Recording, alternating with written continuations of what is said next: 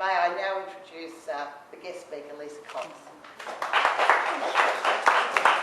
Thank you all very much. My name is Lisa Cox. I'm here this morning to wheel the spiel about the NDIS.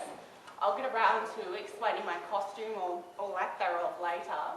But first of all, I'd like to thank you all for coming, and a special thank you to Sue for organising today. She has been one of our most vocal, if not most vocal, public supporters. So thank you again, Sue. Now, about my costume, I wanted to come as number 3. It was my old volleyball number when I used to play volleyball. I thought, what can I possibly do to be a 3? I thought of coming as one of the 3 blind mice, but I'm only 25% blind, so that didn't quite count. I wanted to come as one of the 3 wise monkeys, hearing, seeing and speaking. 3 things that I didn't do a few years ago. So I bought some bananas. I was going to buy real ones, but they're too expensive, so I've got some bananas. There we go. Anyway, and 3 is also, for me personally, 3rd time lucky, because in 2005, I died twice. So like they say, 3rd time lucky. And I'll have a little moment to speak to about the NDIS. Sue has asked me to speak to you today about the NDIS. Firstly, from a personal perspective as somebody with a disability, but also from a campaign perspective. I also work in the NDIS office in Brisbane, the campaign office, trying to get people like you to sign up to get 100,000 by Christmas. So you just have to excuse me, I've got my little notes here in front of me, Sue looking over my shoulder. That's all right. I'll just read it. Right here. So I'll just briefly explain how I came to get my 4 wheels. So in 2005, I was an able-bodied, healthy 24-year-old without any warning and through no fault of my own. A rare infection, unfortunately, similar to pneumococcal, caused brain hemorrhage. So I went to the hospital where I died twice, and that's why it's 3rd time lucky for me. Complete organ failure, 2 heart attacks, collapsed lungs. I was in a coma and on life support for 2 months. Now since then, I've been under the knife about a dozen times. All of my toes, 1 leg and 9 fingertips were amputated, including heart surgery and a hip replacement. Now having just said all of that, I still consider myself extremely lucky and extremely grateful. I'm not here today to throw a pity party for myself. I consider myself extremely lucky, going back to my 3rd time lucky with the bananas. Or not the banana, you know what I mean. 3rd time lucky. There are thousands upon thousands of Australians who would love to be here today to speak up about the NDIS. So I'm here on their behalf to ask you all to please support the NDIS. My mother is also here with me today, and during my 1st year coming out of hospital, she fed me every day. All those other things that we all take for granted, not as a 2-year-old, as a 24-year-old, 25-year-old.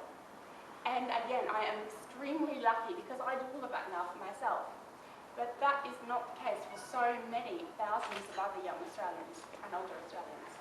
So on behalf of my mother and all the other carers, hundreds and thousands around Australia, I also ask you to please support the NDIS. Now I'll just take off my disability hat for a moment and put on my other hat, my business hat, because prior to acquiring my disability in 2005, I spent roughly 10 years on the other side of the fence in the corporate world. Now I know there are a lot of people here today from business, and for you, how the NDIS affects your business is a big consideration for you. And fair enough, I suppose. I also run a small business myself, and it's a consideration for me. Now the NDIS, one of the great things about it is the way it's stimulating employment for people with disability. Now I'll explain it to you in another way. Those of you who employ people for a living, are in business, if you have 2 candidates come to you, candidate 1 has 2 university degrees, diplomas, different industry accolades, is an award-winning writer, a published author, a few other things, runs her own small business, candidate 1. Candidate 2 has permanent brain damage, is vision impaired, spends hours every week doing rehabilitation specialist appointments to keep her from the office. also wheelchair bound, so you might need to put a few extra things in place to help her get around the office. Now, as an employer, what's your decision? It's fairly easy, really. But on paper, I present as candidate 1. In person, I present as candidate 2. And that was my situation when I re-entered the workforce a few years ago. It was very, very difficult, and again, going back to being extremely lucky, I've re-entered the workforce and started my own business. There are thousands of people out there who can't do that for themselves. Not everybody has the Judy Cox to drive them to work every day, because I don't drive anymore. So what I've done today is brought with me, they're floating around somewhere, copies of the economic report on the NDIS. There are copies around somewhere in a pile. We have got them. Excellent. There they are? All right. Fantastic. Okay. That's the executive summary, so you don't have to pore through thousands of pages. The executive summary will give you a brief overview of essentially the benefits of the NDIS for your business, for your candidates, for your clients, those sorts of things, because we like to think that disability should never be a political game, but the reality is disability does become a political minefield sometimes. It does become a business decision sometimes. As much as we'd like to think it doesn't, unfortunately it does. So, sorry, I'm laughing at the Christmas fairy who wants to get out of that nasty dress. But I do apologise, Lisa. that's okay. That's a good segue. Now, since there's something today's numbers, I'm going to throw a few more other numbers your way. So, let me think the first number. 9.6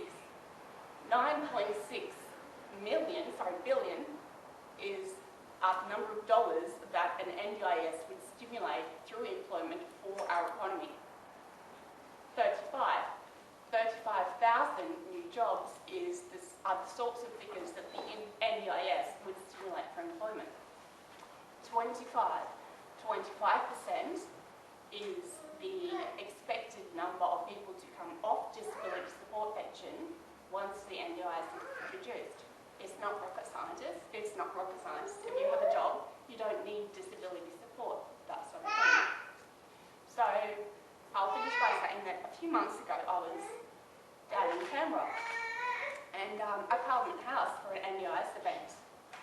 I was in a room with a lot of MPs, a lot of business people, it was even there. And I remember thinking 7 years ago when my parents were told they might have to turn off my life support, never in their wildest dreams did they imagine that that day I would be sitting there listening to the Prime Minister as I was there to metaphorically stand up for people with a disability who can't necessarily speak up and stand up for themselves. I also thought that the Prime Minister, Sue, and all the other dignitaries were there because ordinary Australians, like yourselves, had taken the initiative, harassed neighbours and friends and family like I've done, to also join the Every Australian Counts campaign. So I'll hand back to Sue, and thank you again, Sue, for organising today. Like I said, she's one of our most vocal, publicly vocal supporters. I encourage you all to do the same. Thank you. Thank you very much, Lisa. I'm not sure that a lot of people think my most vocal qualities are one of my better qualities, but it's not going to stop me charging on. I should also point out that the National Disability Insurance Scheme has bipartisan support. It's been supported by the government and by the coalition with Tony Abbott and Kevin Andrews and Mitch Fifield, who are the relevant shadow ministers, all saying that this has to happen. It's time that we did something to properly fund and properly support people with disabilities. There was a PricewaterhouseCoopers report, right. the one Lisa's talking about, came out yesterday, and out of 27 OECD countries, we come last in terms of having people with disability live in poverty or near poverty, and we come 21 out of 27 in terms of employing the levels of employment that we have for people with disability. So we're just not trying hard enough, and we've got to do more. We've got to get counted.